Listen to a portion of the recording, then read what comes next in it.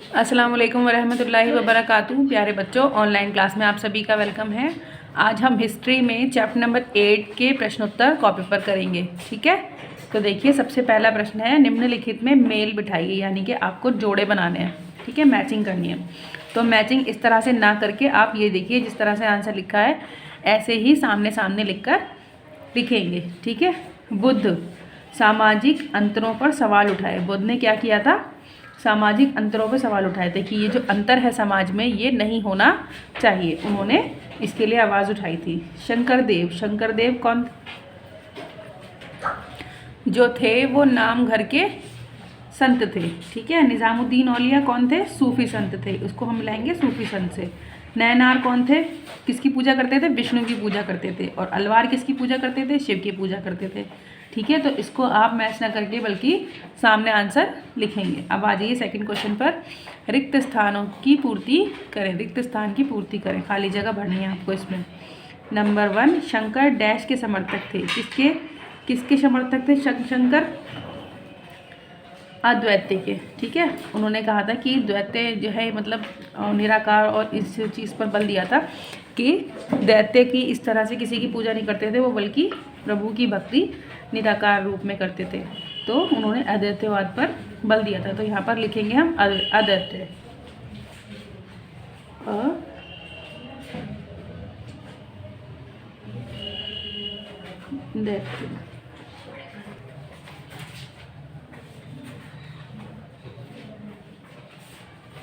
Next देखिए,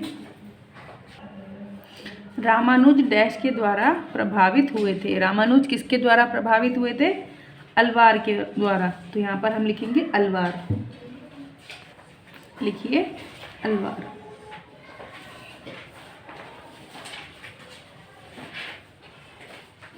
next देखिए, dash और डैश वीर शैव मत के समर्थक थे। कौन कौन थे वीर शैव मत के समर्थक? बसवन्ना, अल्मा प्रभु और अक्कम महादेवी। ठीक है, अक्क महादेवी। यहाँ पर लिखिए बसवना,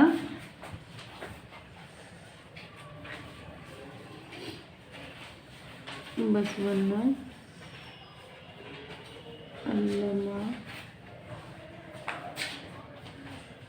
प्रभु। कॉपी पर खोल कर लिखिएगा आप आराम से। ठीक है, मेरे पास जगह कम है इसलिए लिख रही हूँ। अक्कम महादेवी।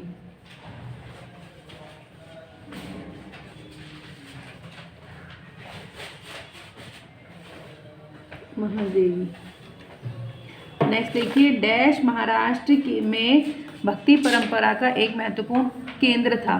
क्या केंद्र था भक्ति परंपरा का? पंढरपुर। लिखिए यहाँ पर पंढरपुर।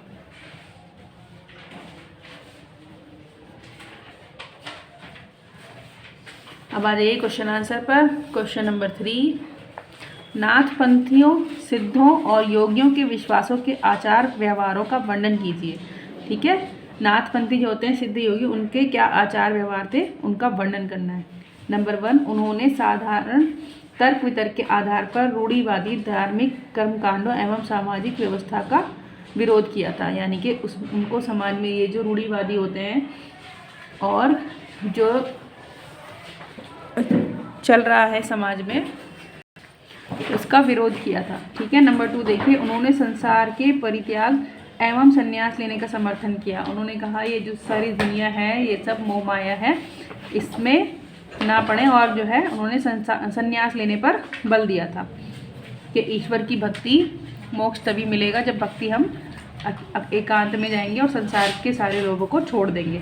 नंबर 3, उनके विचार से निराकार परम सत्य का चिंतन मनन और उसके साथ एक हो जाने की अनुभूति ही मोक्ष का मार्ग है। यानी कि ईश्वर निराकार है, ये परम सत्य है कि उसका कोई आकार नहीं है, तो फिर मूर्ति बनाकर ऐसे क्यों बैठें? उसका ध्यान करें प्रभु का।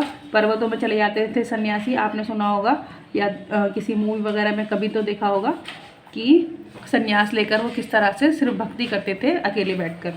ठीक है, उससे उनको मोक्ष की प्राप्ति होती थी। उनका ये मानना था, किसका? नाथपंथियों और सिद्ध योगियों का।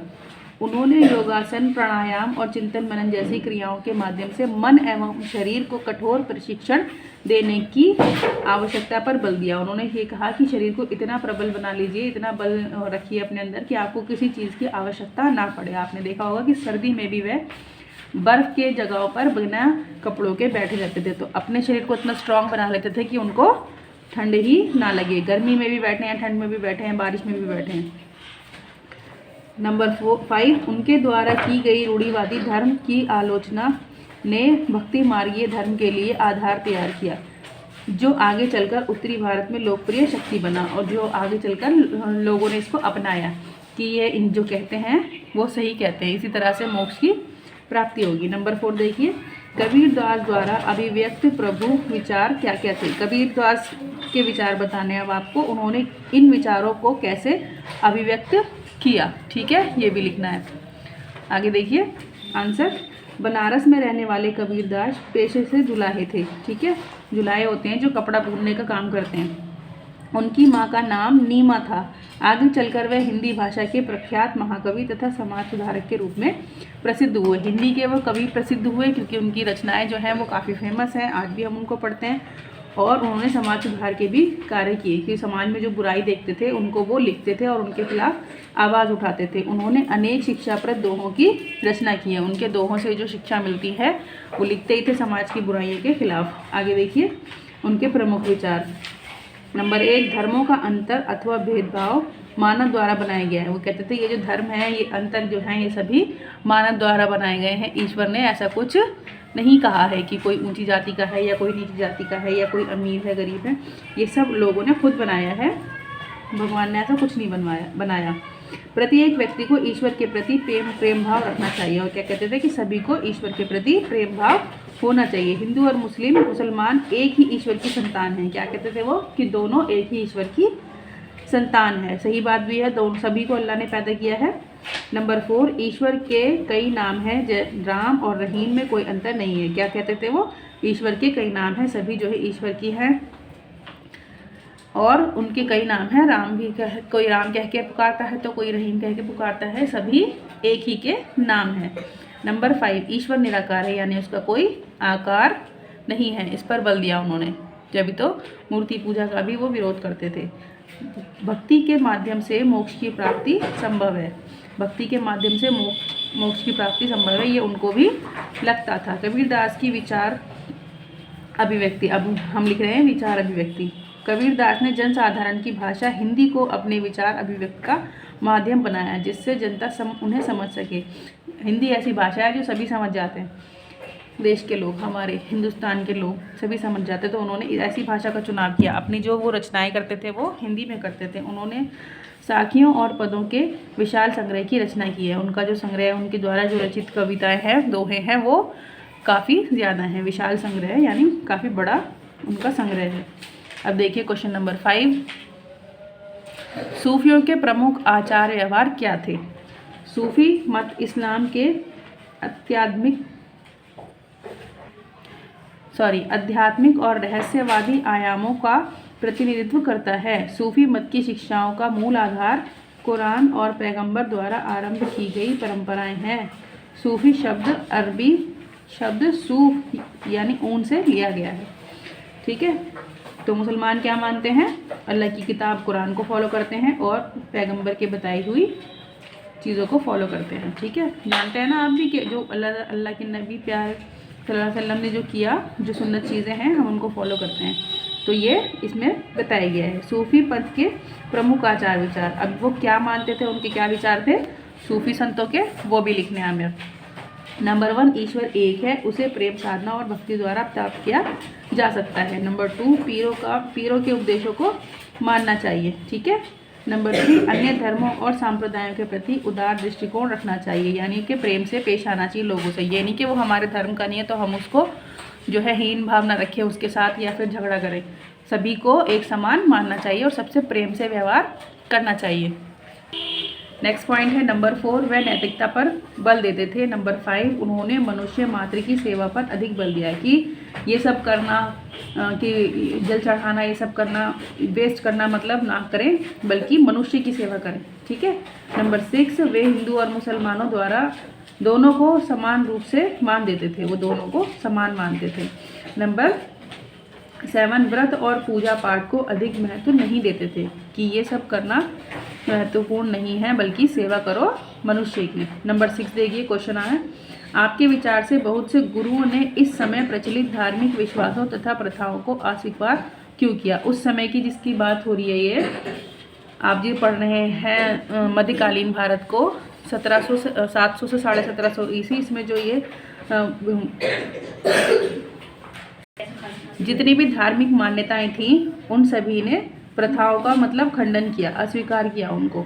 ऐसा क्यों किया उन्होंने? उत्तर देखिए, बहुत से गुरुओं ने उस समय प्रचलित धार्मिक विश्वासों तथा प्रथाओं को अस्वीकार कर दिया, क्योंकि नंबर 1, यह विश्वास एवं प्रथाएं रूढ़ियों से ग्रस्त हो चुकी थी, कि इसमें मतलब कि ये करना ही करना है, ऐसा क्यों करना है।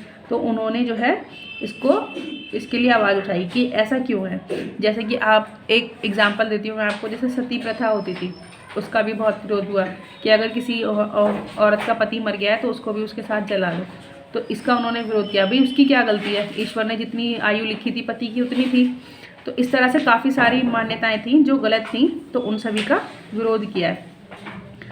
जातिगत विभाजन बहुत जटिल हो चुका था, कि बहुत ज़्यादा जाति को मानने लगे थे लोग, इसलिए फिर उन्होंने सूफी संतों ने और सभी गुरुओं ने इसका विरोध किया कि जाति के आधार पर कोई भेदभाव नहीं होगा। नंबर 3, ईश्वर के अवतारवाद तथा पूजा की विविध पद्धतियों के कारण साधारण जनता भ्रम की शिकार हो चुकी थी। भ्रम ज़्यादा फैल गया था कि ईश्वर के अवतार आएंगे, फिर ये होगा, फिर ये होगा, तो इसीलिए उसमें चेंज की ज़रूरत थी। नंबर 4, गुरु जनता और प्राचीन रूढ़ियों से ऊपर उठकर धर्म को समझने पर बल दिया, कि इन सब से ऊपर उठ जाओ और धर्म का असली अर्थ समझो, मनुष्य की सेवा करो और सबको समान मानो, सबको प्रेम दो। नंबर 7, बाबा गुरु नानक की प्रमुख शिक्षाएं क्या थी? अब हमें लिखनी है गुरु नानक की शिक्षाएं। बाबा गुरु नानक की प्रमुख शिक्षाएं। नंबर 1, ईश्वर के निकट केवल प्रेम के मार्ग द्वारा ही पहुंचा जा सकता है। देखिए, ये बात तो सभी धर्मों के गुरु मान रहे हैं कि प्रेम से ही ईश्वर के मार्ग तक पहुंचा जा सकता है। लड़ाई झगड़े को सभी ने मना किया। नंबर 2, उन्होंने ईश्वर के निराकार रूप में देखा, निराकार रूप में देखा, उसे राम, रहीम, हरि, गोविंद और मुरारी जैसे विभिन्न नामों से बुलाया, कि ईश्वर का कोई आकार नहीं है, ये भी कह रहे हैं। ठीक है। नंबर 3 देखिए, उन्होंने धार्मिक कर्मकांडों और रीति रिवाजों का विरोध किया, कि रीति रिवाज में फंसे रहेंगे तो फिर हम तरक्की नहीं कर पाएंगे, नहीं सोच पाएंगे मनुष्य जाति के बारे में। नंबर 4, उन्होंने जाति पाति का विरोध किया, कि जाति पाति के आधार पर जो ये भेदभाव होता है ये गलत है। नंबर 5, उन्होंने गुरु का लंगर नामक निःशुल्क सहभागी भोजनालय स्थापित किए ताकि लोगों में आपसी भाईचारे की भावना बढ़े। ये आपने अब भी देखा होगा कि जो सिख होते हैं, जो हमारे सिख भाई होते हैं, वो लंगर बहुत ज़्यादा मात्रा में आज भी खिलाते हैं। निःशुल्क होता है ये, इसके लिए आपको कोई शुल्क, कोई पैसा नहीं देना होता। जिसके पास खाने के लिए नहीं है वो आराम से जाकर वहाँ पर अपना पेट भर सकता है। तो ये इनका तब से चला आ रहा है अब तक, और ये काफ़ी अच्छा माना जाता है और है भी। आगे आ जाइए। नंबर 8, जाति के प्रति वीर शैवों अथवा महाराष्ट्र के संतों का दृष्टिकोण कैसा था? ठीक है, वीर शैवों और महाराष्ट्र के संतों का दृष्टिकोण लिखना है हमें। आप जाति के प्रति वीर शैवों के विचार। वीर शैवों ने सभी प्राणियों की समानता के पक्ष में और जाति तथा नारी के प्रति व्यवहार के बारे में ब्राह्मणवादी विचारधारा के विरुद्ध अपने प्रबल तर्क प्रस्तुत किए। इसके अलावा वे सभी प्रकार के कर्मकांडों और मूर्ति पूजा के विरोधी थे। ये भी मूर्ति पूजा के विरोधी थे, और उन्होंने नारी के साथ जो अपमान होता था उसको नीचे समझा जाता था कि भाई जेंट्स जो है वो ऊंचा है, वो औरत है तो वो कम है। तो इस पर उन्होंने बल दिया कि समान है। नंबर 2, जाति के प्रति महाराष्ट्र के संतों के विचार। महाराष्ट्र के संत कवियों ने कर्मकांड, आडंबर, इसको ये बीच में से पा हटा दीजिए, पवित्रता के ढोंगों और जन्म पर आधारित सामाजिक अंतरों आदि का विरोध किया। यहाँ तक कि उन्होंने तो संन्यास के विचार को भी ठुकरा दिया कि संन्यास लेना भी गलत है, बीवी बच्चों को छोड़कर ऐसे चले जाना, उनकी जिम्मेदारी से मुक्त हो जाना भी गलत है।